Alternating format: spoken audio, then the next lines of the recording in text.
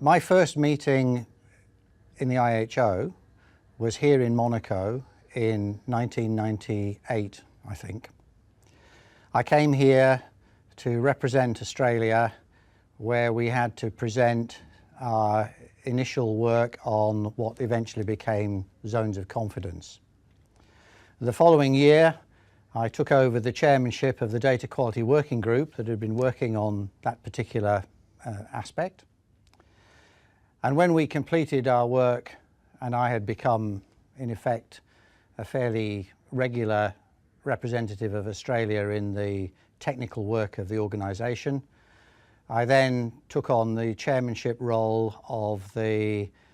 Standardisation of Nautical Publications Working Group, where we did a lot of initial revision work on the various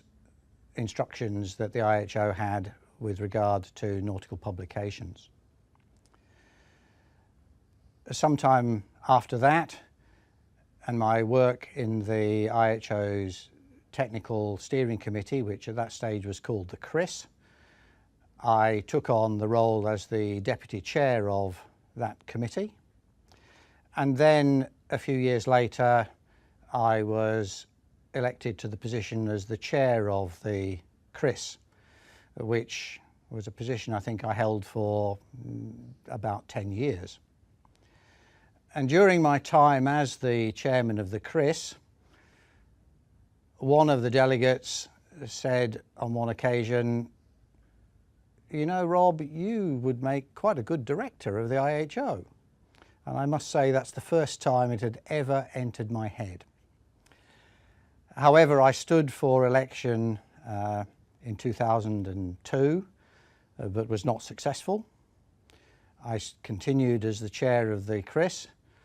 and in 2007 I was elected and became the director who had overall responsibility for the IHO's technical programme, a position which I must say I really enjoyed and one which was a logical progression from my work in the CRIS. And then in 2012, not only was I re-elected, but again to my great surprise and not a notion which had ever entered my head,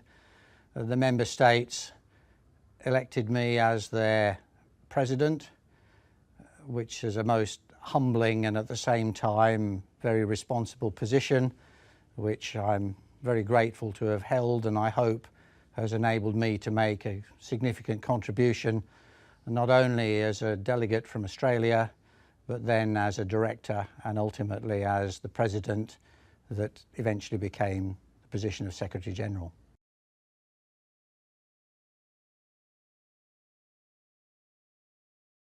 During my time as a member of the Secretariat of the IHO, I think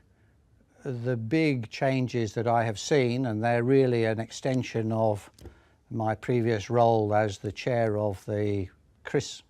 committee, is the way in which the organisation has opened itself up to not only other intergovernmental and international organisations, but to the contribution of industry in particular, academia as well. And I think that our reputation for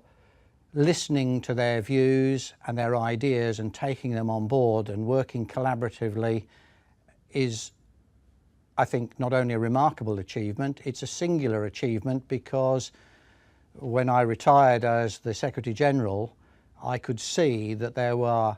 not very many other intergovernmental and international organisations that have that same level of openness and a collaborative approach to dealing in particular with their technical programme, but also with their capacity building programme. I think other achievements certainly is the dramatic increase in the value and the achievement of our capacity building programme. And within the Secretariat itself, I think the improvements we've made with reporting and with governance, and I think with the way we manage to do as much as we do with the minimal resources that we have at our disposal. Again, when you compare us with other intergovernmental organisations, we do a fantastically large amount of activity. The scope of our activity is huge compared with the Secretariat resources that we have available to achieve that.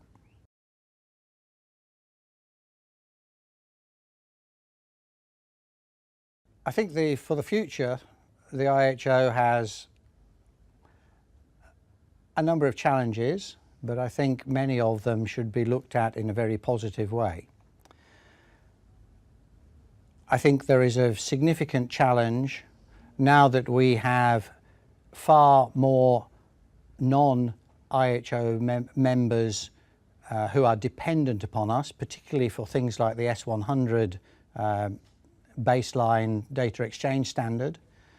that it is so important that we are able to support all of those people. Now, in order to do that, we definitely need at least the same level, if not a higher level, of engagement from our member states. They must be actively engaged, and I think that we have to look not only to our less developed member states, it's our developed member states too. I have concern that increasingly member states are looking inwards because of financial pressures and in some cases political pressures. And if ever there was a need for us to be more open at the international level and to collaborate at the international level, it's now and into the future. Because I see that hydrography is very much underpinning everything that we do in the seas and oceans. And we have so many other organisations whose interest in the seas and oceans has now increased, that if we're not able to provide them with the baseline information about the depth and the shape of the seafloor, then everything, all their goals are compromised. So if ever we need to unite as member state representatives in the IHO, it's now and into the future.